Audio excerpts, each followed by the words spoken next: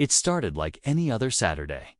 I had just pulled into my neighborhood after a long shift, nothing out of the ordinary, except I was driving my cousin's truck. My car was at the shop for a brake issue, so I borrowed his heavy-duty pickup to get to work. It was bigger than my sedan and didn't exactly blend in with the typical SUVs and minivans in our HOA community. But I figured, I'm just parking it for a day or two, what could go wrong? Apparently, everything. I parked it neatly by the curb in front of my own house. Not on the grass, not blocking a hydrant, not even facing the wrong way. I went inside, heated up some leftover pizza, and sat down to watch a game.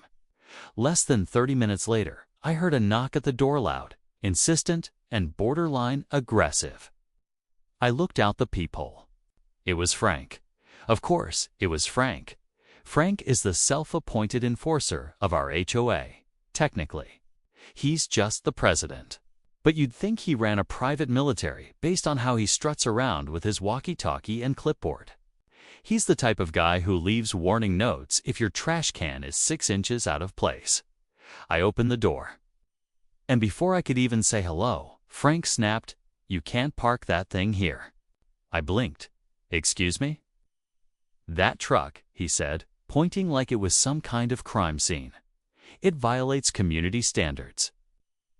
Oversized vehicles are not permitted on the street overnight." "It hasn't even been an hour," I replied, trying to keep my cool, and my driveway's being redone. "Where else am I supposed to park it?" He smirked. "That's not my problem. If it's not moved in the next 30 minutes, I'm calling HOA security and they will tow it." I laughed. "HOA security? What, Steve in the golf cart?"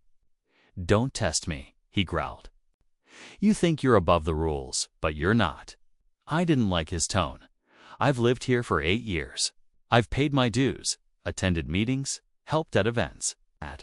I'd never once had a parking issue. But Frank wasn't interested in logic, he was on a power trip. Still, I didn't want to escalate. I told him calmly that I'd move it by morning and shut the door. 10 minutes later, I heard the unmistakable beep of a tow truck backing up. I rushed outside, and, sure enough, Frank had already called it in. 2 men in orange vests were hooking up the truck's wheels while Frank stood by with his arms crossed like he was watching a parade. My stomach dropped. My cousin's truck? No way. That wasn't just overreach, was straight-up war. Hey, stop that!" I shouted, jogging down the driveway. "This is private property, and that truck is not abandoned." One of the tow guys shrugged. "We're just following the HOA request. You'll have to take it up with them." I turned to Frank, furious. "You really couldn't wait until morning," he sneered. "You were warned." I knew then that this wasn't just about the truck. Frank had always had a chip on his shoulder when it came to me. Ever since the HOA elections last year, where I ran against him and lost by just 3 votes, he'd had it out for me. Petty complaints, follow-up letters, random inspections. This was just the latest power play. "All right," I said slowly, breathing through my nose. "You want to play games? Fine, let's play." I called the non-emergency police line, told them a private vehicle was being towed from private property without proper notice, and that I was the vehicle's authorized user. To my surprise, the dispatcher said they'd send someone over standard procedure when there's a civil disagreement during towing. Frank didn't expect that. About 15 minutes later, squad car rolled in. Young officer stepped out, calm but alert. He asked for IDs and listened as both Frank and I gave our versions. Frank was theatrical.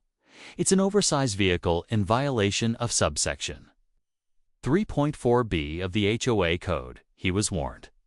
I was direct. "It's parked outside my home for a single night while my driveway is under repair." He skipped all warning procedures and jumped to towing. The officer scratched his head. "Do you have documentation of the vehicle belonging to you or someone authorized?" "Yup," I said, pulling out a copy of my cousin's registration, insurance, and a text from him giving me permission to drive it. Then Frank slipped. He muttered, "You cops are always protecting your own." The officer's expression changed instantly. "Excuse me?" Frank looked caught off guard. "Nothing. I just meant well. He probably knows how to game the system." And just like that, the officer's professionalism tightened. He stepped aside and radioed something in. Meanwhile, I pulled out my wallet, flipped past my license, and revealed a thin badge, my police commission ID. I wasn't a beat cop, but I sat on the civilian oversight board and had credentials to access law. Enforcement briefings wasn't something I threw around often, but today it felt necessary. I didn't say anything, just let it speak for itself. Frank's face went pale. You're law enforcement." "I sit on the commission," I said. "You might want to rethink how quick you are to call in the tow trucks next time." The officer glanced at Frank. "Looks like this might have been handled better through a civil channel." "I recommend you release the truck, sir," Frank sputtered. "But the HOA rules." "The law comes before HOA policy," the officer replied, "especially when it's misapplied." The tow guys unhooked the truck and left. Frank stormed off, red-faced and silent. But I could already feel the next move coming. He wouldn't let it go. And I was done playing defense. That was. The moment I decided, next time, I would be the one calling the shots. You'd think after that whole fiasco with the tow truck and the officer, Frank would back off. But if there's one thing I've learned about HOA tyrants, it's that they don't like to lose, especially not in front of a police cruiser. The very next morning, I stepped outside to find a bright orange sticker slapped on my cousin's truck windshield. "Notice of violation, vehicle subject to immediate removal." It was aggressive, even for Frank. The sticker referenced some obscure HOA regulation and claimed the vehicle was dangerous, oversized, and disruptive to the community aesthetic. What really caught my eye, though, was the signature at the bottom: Security Officer, HOA Division. HOA Division. We didn't have a division. We had a part-time guy named Rick who occasionally walked around with a flashlight at night, mostly to check if trash bins were out. But now, apparently, they had security officers. It felt like Frank was creating his own private army. That afternoon, was watering my front lawn when I saw two men in matching navy blue polo shirts walking the sidewalk like patrolmen. Their shirts had embroidered patches reading, HOA Security, Community Enforcement. One of them even had a utility belt with zip ties and a radio. It was honestly ridiculous. This wasn't some gated celebrity enclave, it was a suburban neighborhood around a lake.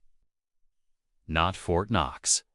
One of the men walked right up to me and said, "Sir, TOA has requested that the oversized vehicle be moved immediately. You were already warned yesterday." I looked him up and down. "What kind of authority do you actually have?" He straightened up. "We've been given enforcement powers by the HOA board." "Yeah, because last I checked, wearing a polo doesn't make you a cop." He didn't like that.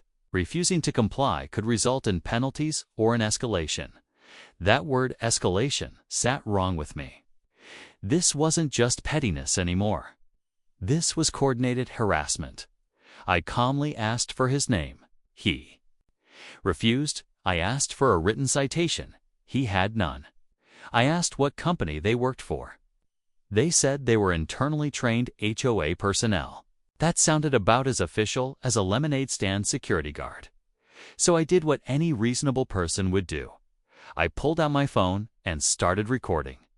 "This is harassment," I said, staring into the lens.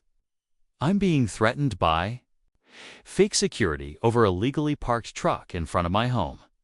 These men refuse to identify themselves or provide legal grounds for their actions." The man immediately tried to shield his face. "You can't record us." "Yes, I can," I replied. I'm on my own property, and you walked up to me. That's public interaction. Within minutes, neighbors were stepping outside. Some pretended to be watering their plants. Others just stood in their doorways, watching. One even brought out popcorn seriously. Everyone had been annoyed by the HOA before, but now they were getting front-row seats to Frank's obsession, with control spiraling into something unhinged. Then the guy said something that really pushed it. Over the edge, if you don't move that truck, we'll be forced to issue a citizen citation and detain the vehicle for safety reasons. Detain the vehicle, I repeated. What is this, a checkpoint? That's when I made the call. Not to 911, this wasn't an emergency. But I had a contact at the precinct who oversaw private security complaints. I explained the situation. Told her about the fake uniforms, the threats, the HOA citations pretending to be law. She didn't even let me finish before she said, "Text me their badge or patch now." I sent her a close-up photo of the Polo logo.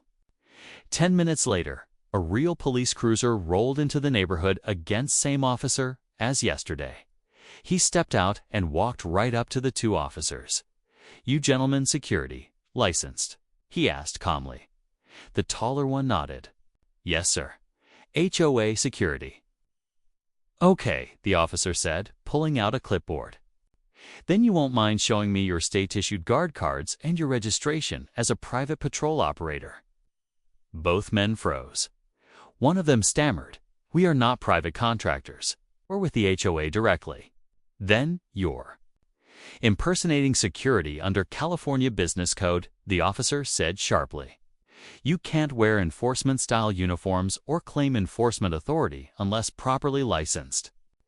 HOA boards don't get to make up their own police force." Frank, who had now come out of his house to see what the commotion was about, turned white. He started walking over, muttering, "There must be some mistake." The officer cut him off. "Mr. Franklin, I suggest you stop creating fake security titles and issuing unlawful warnings. You're opening yourself and your HOA to a massive civil liability." I almost felt bad for Frank. Almost. But I wasn't done yet. I walked over and handed the officer the sticker that had been slapped on the truck. "You might want to keep this as evidence," I said. "That's not just petty, it's false documentation." The officer nodded. "I'll be submitting a report to the city attorney's office. This is not how HOAs are supposed to operate." By now, half the street was out watching. Some of my neighbors started clapping. One guy across the street yelled, "About time someone stood up to Frank." Frank didn't respond. He just turned around and marched back to his house like a defeated general retreating from the battlefield. His two security goons followed, silent and humiliated. But I knew this wasn't the end, because people like Frank don't go down quietly. They regroup, and if he was willing to create fake security officers, I could only imagine what he'd try next. He wanted a battle over power. He got one. Now it was time to show him who really held the authority, not because I had a badge, but because I knew how to use it. After the police shut down Frank's neighborhood patrol stunt, I figured that would be the end of it. But Frank wasn't the kind of guy who could let things go. He was the kind who would double down. Sure enough, 3 days later, I received a formal notice in the mail, one with an official-looking HOA letterhead, multiple violation codes, and even the threat of a lien on my property if I didn't pay a $500 fine for non-compliance with community vehicle guidelines. That was it. I could take the fake warnings. I could even handle the bogus tow attempt. But when he came for my wallet and my home, I knew it was time to respond. Not with shouting. Not with empty threats. With real, strategic action.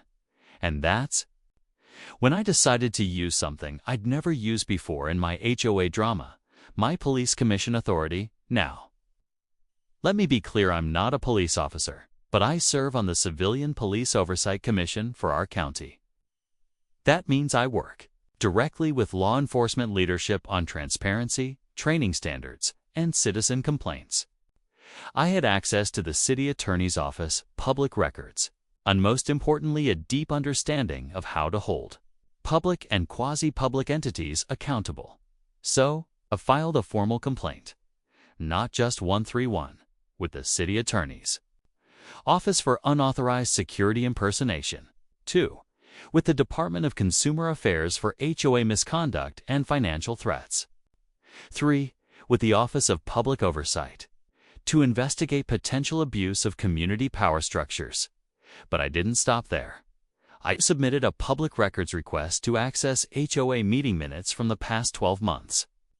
Frank had made all sorts of decision security uniforms, towing authorizations, penalties, but the community never voted on any of them. Turns out, most of his policies were never approved by the board. He'd made them up. And that's a violation of both state HOA law and our own bylaws.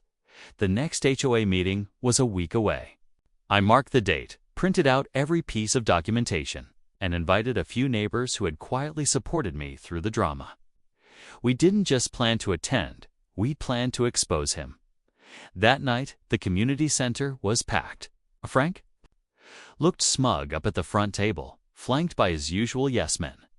But his smirk faded fast when he saw me walk in with a thick binder and 5 other homeowners all holding copies. "Before we begin," Frank said stiffly, "I'd like to address the ongoing issue with vehicle violations and false claims being made against this board." "Actually," I said, standing up calmly, "I'd like to address the board first.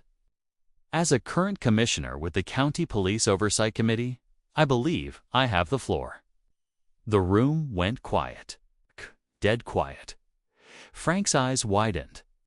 "You never said anything about being with the commission." "You never asked," I said. "But maybe you should have before authorizing impersonation of security officers, levying unlawful fines, and violating our own HOA charter." Gasps rippled through the audience. I walked to the front, dropped the binder on the table, and opened it.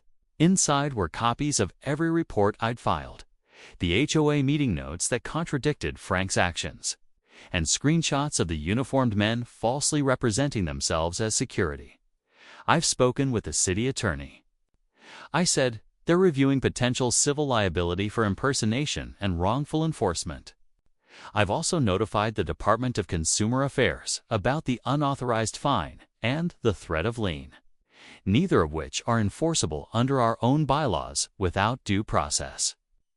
One of the other board members, a woman named Karen Knott.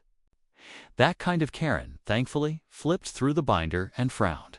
"You issued this without a vote." Frank looked rattled. "I was acting in the best interest of the community." "No," I said. "You were acting in your own interest. You used your position to punish someone you personally didn't like. And in doing so, you put the entire HOA at risk of legal action." The room murmured in agreement. Then I pulled out one last item, a certified letter from my cousin's insurance company. "In fact," I continued, "due to the attempted illegal tow, my cousin's insurance provider is considering filing a claim against the HOA for damages if another incident occurs. So if any action is taken against his vehicle again without proper process, this entire community could be on the hook for legal fees and payouts." That was the nail in the coffin. Frank stood up, red-faced, and snapped. "You think flashing some commission badge makes you untouchable?" "No," I replied. "It makes me accountable, something you clearly forgot how to be." The board went silent for a moment. Then Karen spoke. "I moved to suspend Frank as president, pending an investigation." Another board member nodded, seconded. They voted right there. And just like that, Frank was out. Not removed entirely, but stripped of his authority, pending a full review. He tried to storm out, muttering something about lawsuits and rogue neighbors, but no one followed him. No one clapped. No one cared. The rest of us stayed behind. We talked. We finally had a conversation about actual issues, trash pickup, maintenance fees, even getting a third-party mediator for future conflicts. For the first time in a long time. The HOA felt like a community, not a dictatorship. Later that night, a neighbor I'd never even spoken to before came up to me. "Thanks," she said. "I've been scared to speak up for years. You changed that." Kay didn't say much, just nodded. I wasn't trying to be a hero. I was just tired of being pushed around. Frank picked the wrong guy to play chicken with, 'cause I didn't win. With muscle I won with paperwork, patience, and the kind of authority that doesn't need to scream to be felt.